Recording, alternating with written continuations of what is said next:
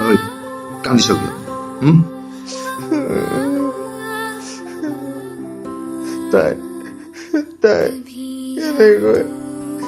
তাই কেনেকৈ মোক এৰি থৈ যাব পাৰে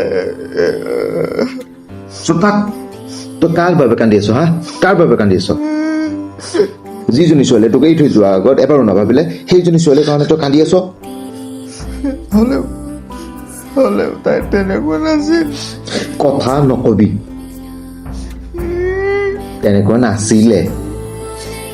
আৰে ভাই চব একে ৰে চব একে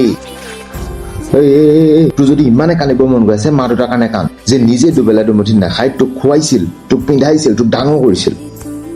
আৰে যিজনী ছোৱালী তোৰ চৰকাৰী চাকৰি এটা নহ'ল বুলি তোক এৰি বেলেগৰ লগত বিয়া হ'ব পাৰিছে তই সেইজনী ছোৱালীৰ কাৰণে এনেকে কান্দি মৰি আছ হা কান্দিব মন গৈ আছে যদি এইবাবে কান যে মা দেউতাৰ বয়স হৈ আহিছে তই কি কি কৰিব পাৰিলি তেওঁলোকৰ সুখৰ বাবে কান্দিব মন গৈছে যদি এইবাবে কান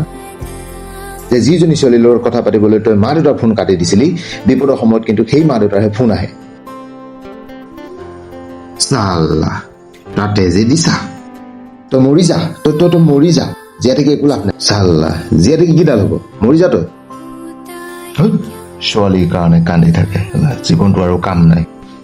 আৰে আগুৱাই যা মুখখন কৰ